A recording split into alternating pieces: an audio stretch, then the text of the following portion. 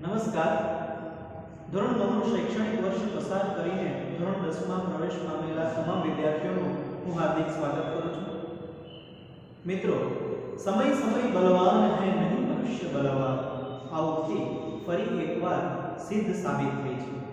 હાલની સ્થિતિ અને સમયે જાણે કે માનવીના તીવ્ર ગતિથી ચાલી રહેલા જીવનને રોકી લીધું છે, સ્થગિત કરી દીધું છે. પરંતુ શિક્ષણ એ તો સતત અને અવિરતપણે ચાલતી પ્રક્રિયા છે.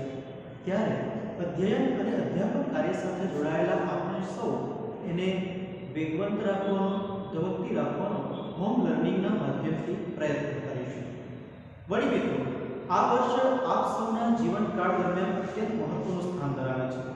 એ એટલા માટે કારણ કે આ વર્ષ થકી જ ભવિષ્યમાં આપ કયા પ્રવાહમાં આગળ વધશો અને એ પ્રવાહ થકી આપ કયા સ્થાને અને કઈ સ્થિતિ ઉપર બિરાજમાન થશો એ બધું નક્કી થશે. માટે આપણે શિક્ષણના આ યજ્ઞને સતત ચાલુ રાખવાનો પ્રયત્ન કરીશું. પરિસ્થિતિ વિપરીત હોય પણ આપણે સૌ જાણીએ છીએ કે સમય અને સ્થિતિ ક્યારેય એક સરખા રહેતા નથી. માટે જ કહેવાયું છે કે ઊંચી નીચી ફર્યા કરે જીવનની ઘટમાળ, ભરતી તેની ઓટ છે અને ઓટ પછી જોવા. આપણે સૌએ જાણ્યું છે અને આપ સૌએ પણ એવું અનુભવ્યું જ હશે કે દરેક દિવસો, બધા જ દિવસો ક્યારેય સમાન અને સરખા હોતા નથી. ક્યારેક ઊંચું તો ક્યારેક નીચું, ક્યારેક ચડતી તો ક્યારેક પડતી આવ્યા જ કરે છે. જેમ સારા દિવસો સતત રહેતા નથી, તો નરસા દિવસો પણ કાયમ ટકી રહેવાના નથી. અને આપ સૌ જાણો છો કે સૌના જીવનમાં આવી સ્થિતિ ઉપસ્થિત થાય જ છે, ઉદ્ભવે જ છે. અને એને આપણે કેવો પ્રતિસાદ આપીએ એના ઉપર આપણું જીવન પૂરેપૂરું નિર્ભર રહે છે. આપણે કઈ સ્થિતિ ઉપર પહોંચી શકીએ એ સમય અને સ્થિતિને આપણે આપેલા પ્રતિભાવોનું જ એક પરિણામ છે. મિત્રો, મહાપુરુષો પણ જે થઈ ગયા એમના જીવનમાં પણ ક્યાંક ને ક્યાંક આવી સમસ્યાઓ આવીને ઊભી જ છે. અને એમને એને પ્રતિસાદ આપ્યો, કેવો પ્રતિભાવ આપ્યો, તેના થકી જ એમનું જીવન ઘડાયું છે. આ માટે આપણે સૌથી મોટું એક ઉદાહરણ જોઈએ તો મહાત્મા ગાંધીજી. મહાત્મા ગાંધીજીએ એમના સત્યના પ્રયોગોમાં જે નોંધ્યું છે કે એમના જીવનમાં પણ કેટલી બધી આવી સમસ્યાઓ આવીને ઊભી રહી છે અને એમણે એને કેવા પ્રતિસાદ આપ્યા છે, એમણે કેવો પ્રતિભાવ આપ્યો છે અને જેના થકી એઓ કેવા મહાત્મા બની શક્યા, કેવા મહાન બની શક્યા એનું સત્ય સાબિત થઈ શકે એવું પ્રમાણ એટલે સત્યના પ્રયોગ. એકવાર ગાંધીજીને કોઈએ પૂછ્યું હતું કે બાપુ, આપ આટલી બધી અગવડ વચ્ચે પણ આટલા સ્વસ્થ કેવી રીતે રહી શકો છો અને આ બધી સમસ્યાઓમાંથી માર્ગ આપ કેવી રીતે મેળવી શકો છો? ત્યારે એમણે કહ્યું હતું કે આ બધી વિડંબણાઓ અને આ બધી સમસ્યાઓનું સમાધાન મને આત્માના બળ થકી મળે છે અને આ આત્માનું બળ મને પ્રાર્થના થકી મળે છે. મિત્રો, આપ સૌ જાણો છો કે બાપુએ જ કહ્યું છે કે પ્રાર્થના એ આત્માનો ખોરાક છે. વળી આપ સૌ એ પણ જાણો છો કે અમદાવાદ આશ્રમ નિવાસ દરમિયાન ગાંધીજીએ અનેક સમાજ ઉપયોગી અને દેશ ઉપયોગી કાર્યો કર્યા છે અને એ કાર્યો કરવાની શક્તિ એમને આ પ્રાર્થના થકી મળતી.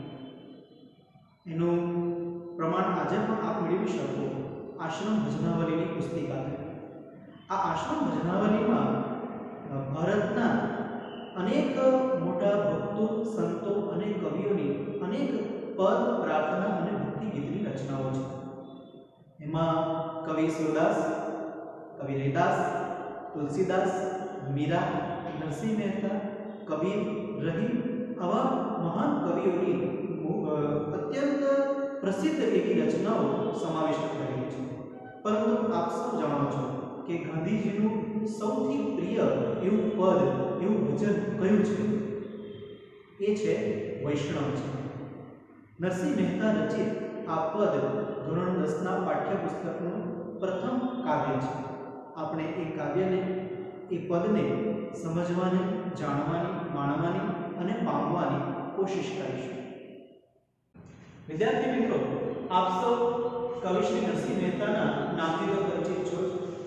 ગત વર્ષના અભ્યાસકાળ દરમિયાન આપણે નરસિંહ મહેતાના જીવન અને કવન વિશે વાતો કરી હતી. થોડો પરિચય વધારે વિસ્તૃતથી આ વર્ષે પણ મેળવીશું. નરસિંહ મહેતાએ ઘણી બધી કવિતાઓ પદો લખ્યા છે. એમના વસંતના પદો અને કૃષ્ણલીલાના પદો તો ખૂબ પ્રચલિત થયા છે. તે ઉપરાંત નરસિંહ મહેતાના જીવન ઝરમર વિશેની માહિતી આપતા એમના આત્મવૃત્તાંતના પદો પણ ખૂબ જ સુંદર રીતે વર્ણવાયા અને લખાયા છે. એમના હર, હુંડી, શામળશાનો વિવાહ, મામેરું અને શ્રાદ્ધ આ આત્મવૃત્તાંતના પદોમાંથી એમના જીવનની કંઈક ઝાંખી અને જીવન ઝરમર આપણને મળી રહે છે. એમના આ બધા આત્મવૃત્તાંતના પદોમાંથી હુંડી અને મામેરું એના પદો ખૂબ પ્રચલિત થયા છે, ખૂબ પ્રસિદ્ધ થયા છે. એમના હુંડીના પ્રસંગમાં જે એમણે શામળશાને એમણે હુંડી લખી હતી અને ભગવાન કૃષ્ણએ એ જે સ્વીકારી હતી એ પદ, મારી હુંડી સ્વીકારો મહારાજ રે શામળા ગિરધારી, આ પદ તો ખૂબ પ્રચલિત થયો છે. અને મામેરુના પ્રસંગો, મામેરુનો પ્રસંગ એટલે કે એમની દીકરી કુંવરબાઈને ત્યાં જે મોસાળ લઈ જવાનું હતું એ મામેરુનો પ્રસંગ એમણે જે એમના આત્મવૃત્તાંતના પદોમાં વર્ણવ્યો છે અદ્ભુત છે. જો કે મને એવું લાગે છે કે મહાકવિ પ્રેમાનંદના આખ્યાન કુંવરબાઈનું મામેરુમાં એ પ્રસંગ અને સ્થિતિ ખૂબ જ અનન્ય અનેક રીતે વર્ણવાયેલા છે. અને નરસિંહ મહેતાની સ્થિતિ અને એમની દીકરી એ બે બંનેની સ્થિતિ એમાં આપણને એક અલગ દૃષ્ટિકોણ આપે એવી છે. કુંવરબાઈને ઈશ્વર પ્રત્યે નરસિંહ મહેતા જેટલી શ્રદ્ધા નથી, તેથી એવો થોડા ડગી જાય છે. પરંતુ નરસિંહને તો ઈશ્વર પ્રત્યે અપાર શ્રદ્ધા છે અને તેથી એ સંપૂર્ણ પોતાના ઈશ્વરને સોંપીને આવ્યા છે અને મોસાળું કરશે મારો શ્રી હરિ, આ એક જ વાતમાં રાજ્ય છે. આ પ્રેમાનંદના આખ્યાનમાં ઘડો ફૂટે રજડે ઠીકરી, મા વિના એવી દીકરી અને મા તે મા બીજા બધા વગડાના વા, આ બંને ઉક્તિઓ જે રીતે પ્રેમાનંદે વર્ણવી છે એ અદ્ભુત છે. ભલે આપણે અત્યારે નરસિંહ મહેતાના વિશે વાત કરીશું. નરસિંહ મહેતા એ આપણા આદિકવિ છે. આદિકવિ એટલા માટે છે કારણ કે સૌપ્રથમ અને સર્વપ્રથમ એકદમ સુંદર કહી શકાય તેવી અને શ્રેષ્ઠ શૈલીની કાવ્ય રચનાઓ આપણને સૌથી પ્રથમ આ નરસિંહ મહેતાએ આપી છે. તેથી આપણા તેઓ આદિકવિ છે. આપણે એમને આદિકવિનું બિરુદ આપ્યું છે. એમના પદો ખૂબ પ્રસિદ્ધ થયા છે, ખૂબ પ્રચલિત થયા છે.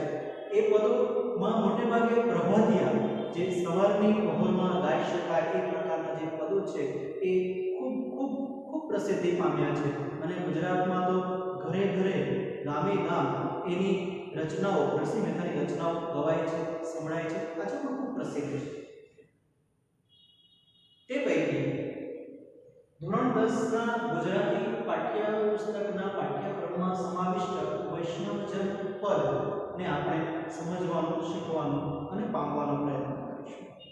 વૈષ્ણવજન એટલે એમ તો અર્થ સારો એવો થાય કે વિષ્ણુનો ભક્ત, પરંતુ આપણે એ અર્થમાં પણ લઈ શકીએ કે વૈષ્ણવજન એટલે એક સાચો માણસ, એક સારો માણસ, એક સજ્જન પુરુષ.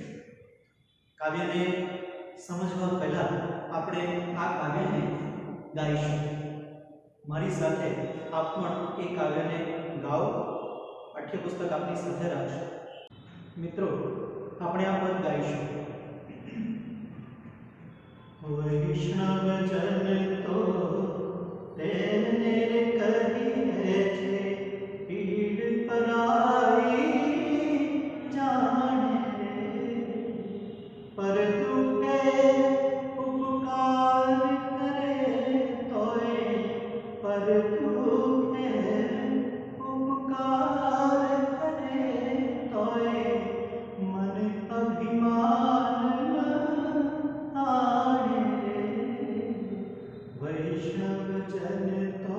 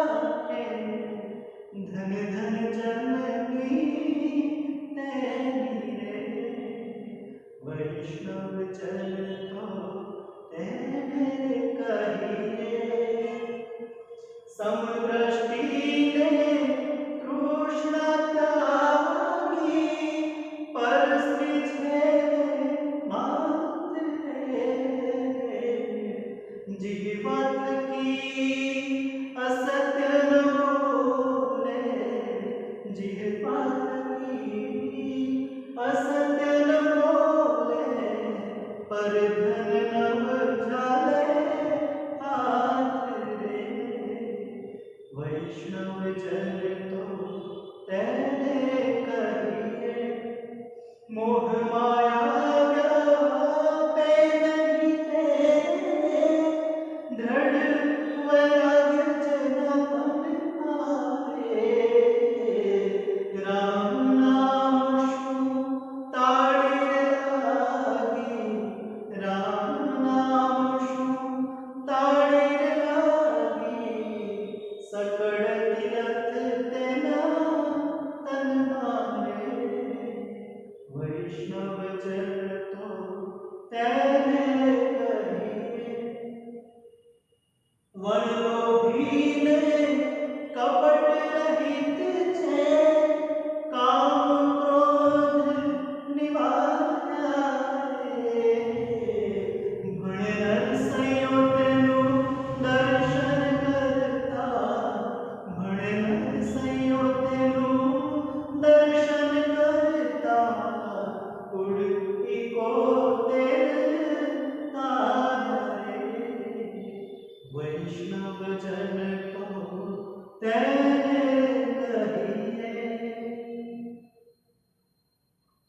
विद्यार्थी मित्रों, नरसिंह મહેતાના અનેક પદો ખૂબ પ્રચલિત થયા છે, ખૂબ પ્રસિદ્ધિ પામ્યા છે, પરંતુ એમનું આ પદ ગાંધીજીનું પ્રિય પદ, પ્રિય ભજન હતું અને તેથી એ માત્ર ગુજરાતમાં જ નહીં પરંતુ ભારત અને વિશ્વમાં પ્રસિદ્ધિ પામ્યું છે. હું એમ કહું છું આપને કે આ પદ એકવાર નહીં અનેક વાર વારંવાર, જેથી નરસિંહ મહેતાએ એક સજ્જન, એક સત્પુરુષ, એક સાચા જન, એક સાચા માણસના જે આમાં ગુણો અને લક્ષણો દર્શાવ્યા છે તેનાથી આપણે અનેક વખત દૃઢીકરણ થતા પરિચિત થયા. મારી શાળામાં મારા કેળવણી મંડળનું સૂચન હતું કે એમ તો મારી શાળામાં પ્રાર્થનાઓ અનેક પ્રકારની થાય છે, ખૂબ સુંદર સુંદર પ્રાર્થનાઓ થાય છે, પરંતુ અમારા કેળવણી મંડળના સૂચન થકી અમે દર શુક્રવારે આ પદને પ્રાર્થનામાં ગાવાનો નિયમ બનાવ્યો છે અને છેલ્લા 5 વર્ષથી આ નિયમ અવિરતપણે ચાલ્યા કરે છે. અને અમે આ પદ આપણે યાદ તો રાખવાનું છે, કારણ કે કંઈ જ નહીં તો પણ પરીક્ષાની દ્રષ્ટિએ પણ આ પદ ખૂબ મહત્વનું છે, તેથી આપણે એને યાદ રાખવું છે.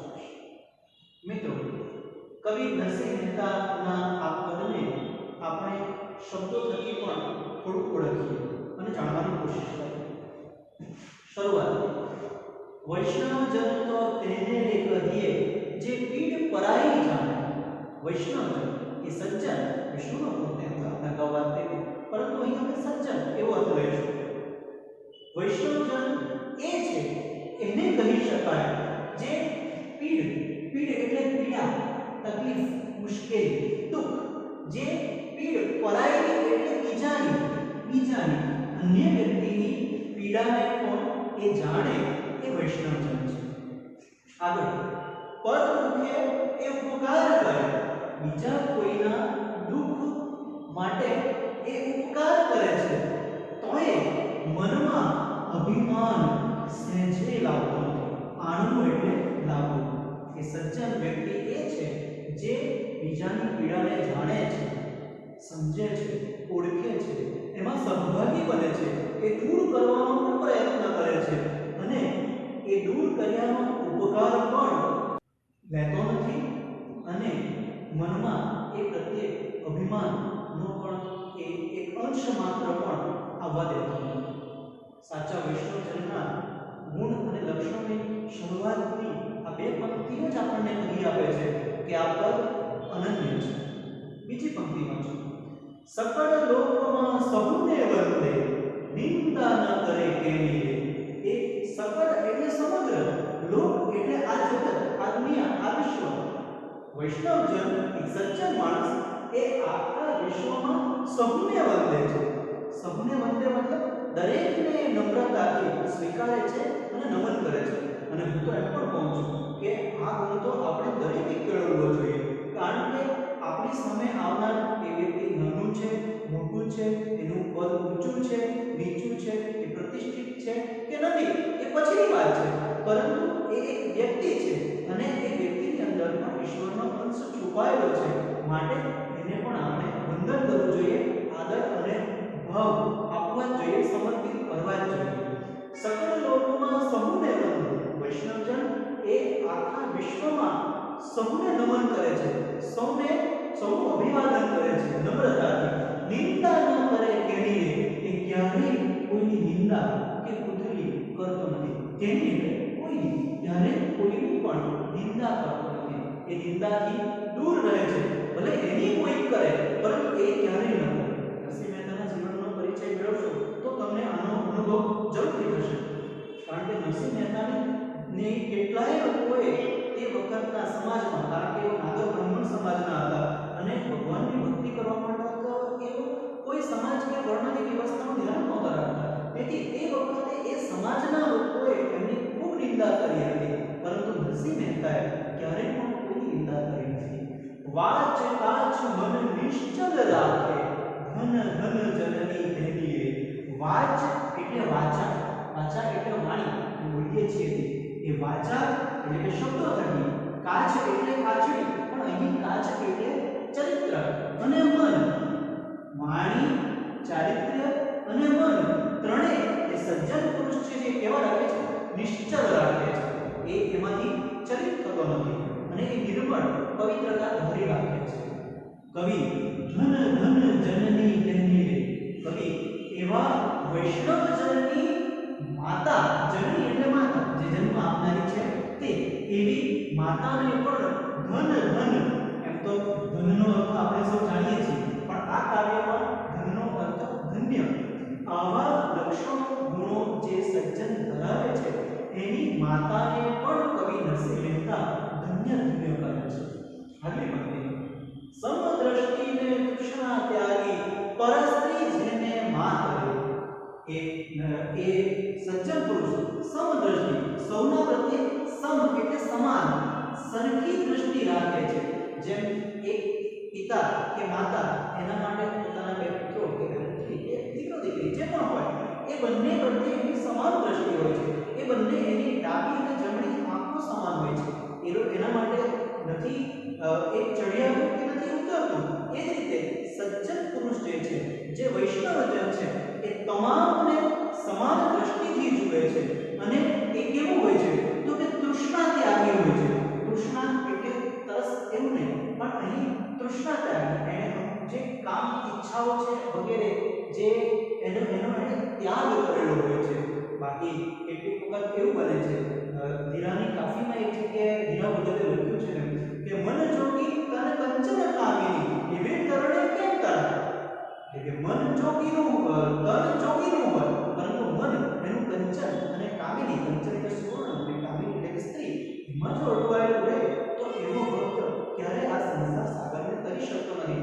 એ તરણ એટલે ઘોડી, એવે તરણે કેમ તરાય, તો કે એ અવશ્ય ડૂબે છે અને ડૂબાડે છે.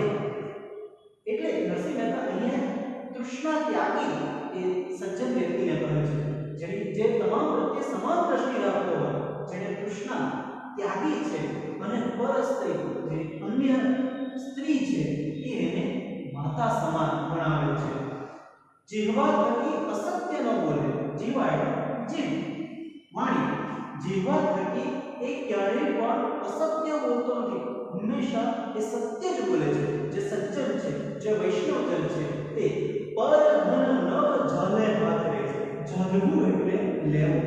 એ સજ્જન જે છે, પર એટલે બીજા, અને બીજાનું ધન, બીજાની સંપત્તિ, એને ક્યારેય પણ હાથ અડાડતો નથી. ક્યારેય પણ પડાવી લેવાની કે એવી પ્રકારની કોઈ વૃત્તિ એ રાખતો નથી. મોહ માયા વ્યાપે નહીં તેને, દૃઢ વૈરાગ્ય જેના મનમાં રે. રામ નામ શું તાળી રે લાગી, સકળ તીરથ તેના તનમાં રે. મોહ અને માયાથી આવો વૈષ્ણવજન, મોહ આકર્ષણ, માયા એટલે અનેક પ્રકારના જે સંસારના બંધનો છે એનાથી એ પર હોય છે, એ દૂર હોય છે. ફરીથી નરસિંહ મહેતાના જીવનનું જો ઉદાહરણ લેવું હોય તો આપણે એમ પણ કહી શકીએ, નરસિંહ મહેતા જ્યારે એમના દીકરાનું, યુવાન પુત્રનું અવસાન થયું, દીકરી કુંવરબાઈના લગ્ન થઈ ગયા અને પત્નીનું પણ જ્યારે મૃત્યુ થયું ત્યારે લોકોને એની ચિંતા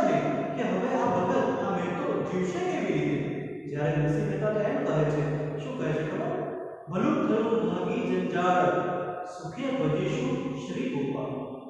આવા નરસિંહ મહેતા કહે છે કે મોહ માયા વ્યાપે નહીં કરી. મોહ માયાથી પર જે છે તે આવા લોકો હોય છે.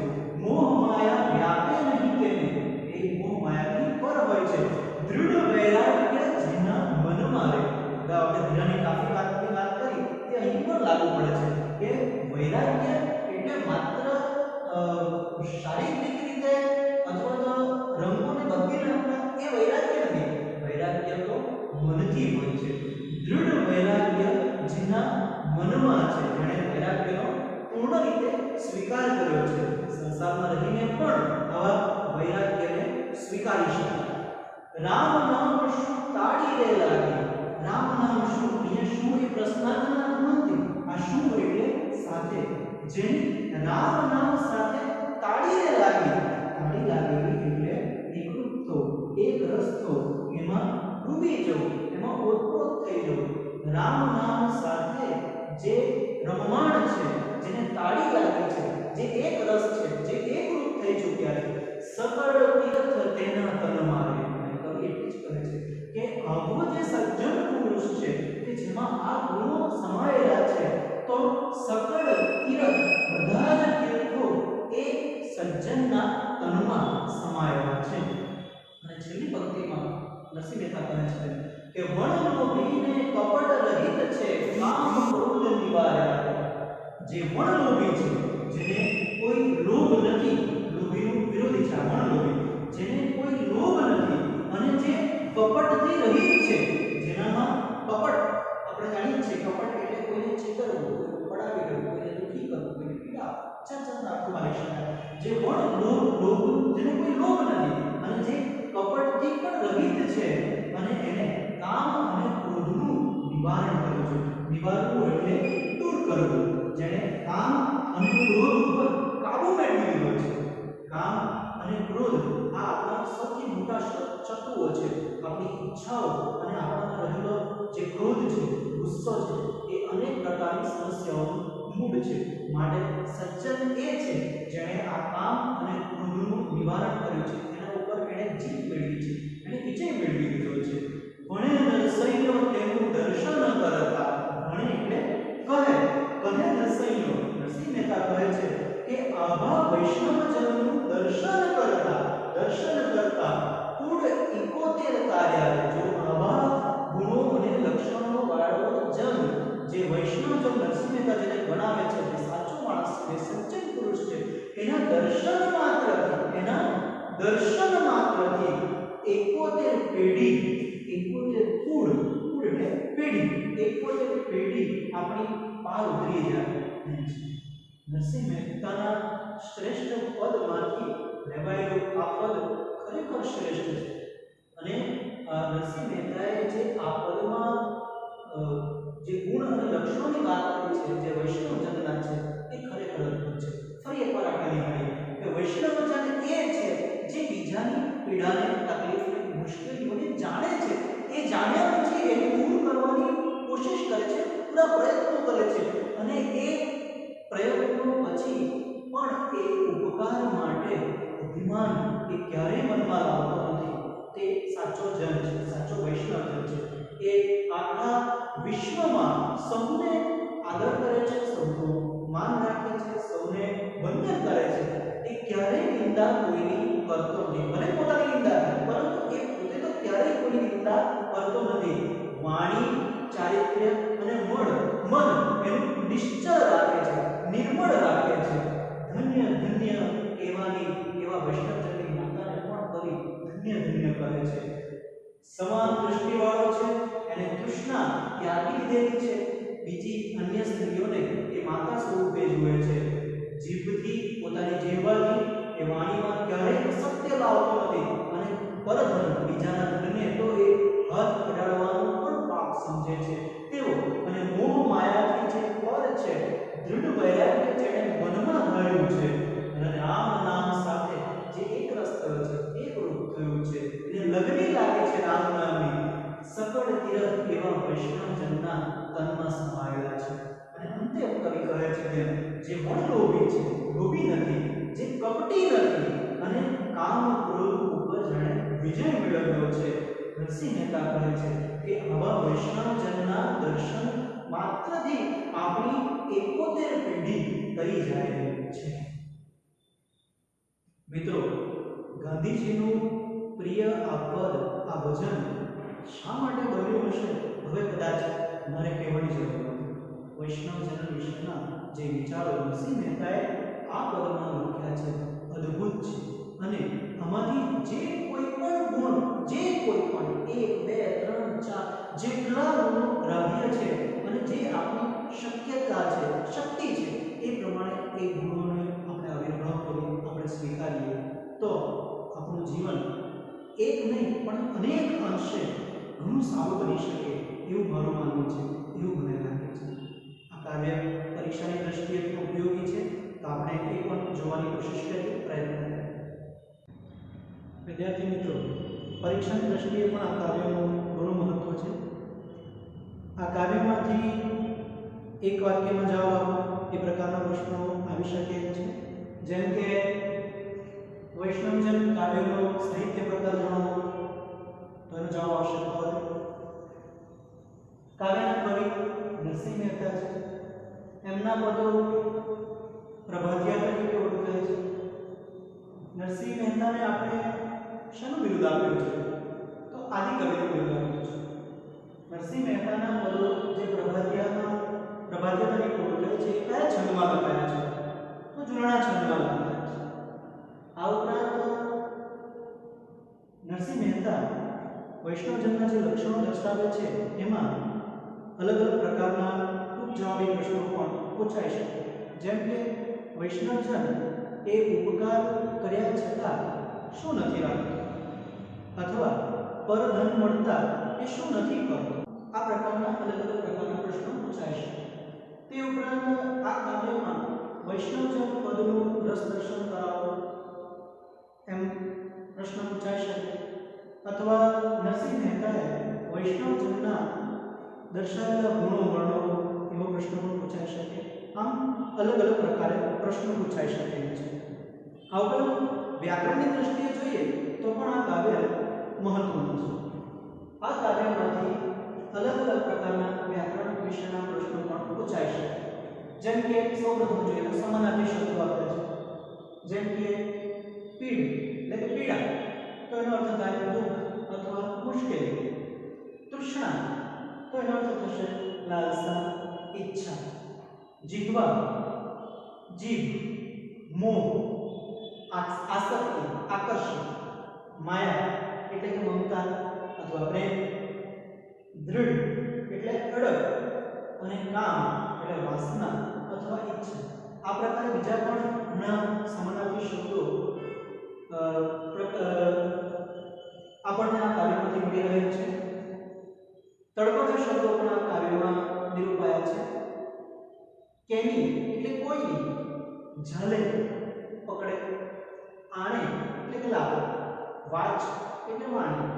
તીરથ તીર્થ. કાચ એટલે કાચડી પણ આ કાવ્યમાં ચારિત્ર્ય.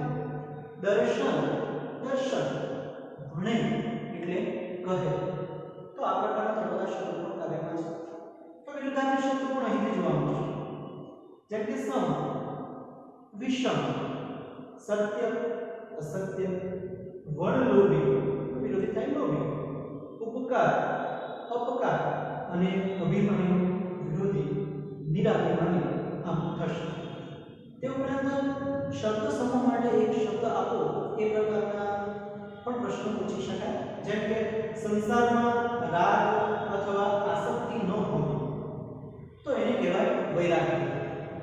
કોઈ પવિત્ર કે યાત્રાની જગ્યા એવું સ્થળ તો એને કહેવાય તીર્થ. સૌના પ્રત્યે સમભાવ રાખનારી દ્રષ્ટિ તો સમદ્રષ્ટિ. આ જ રીતે રૂઢિપ્રયોગો પણ મળી શકે આ કાવ્યમાંથી. જેમ કે તાળી લાગવી એટલે લગની લાગવી, એકતાનું થવું, એક રસ થવું. 71 કુળતાર એટલે કે તમામ પૂર્વજોનો ઉદ્ધાર થવો.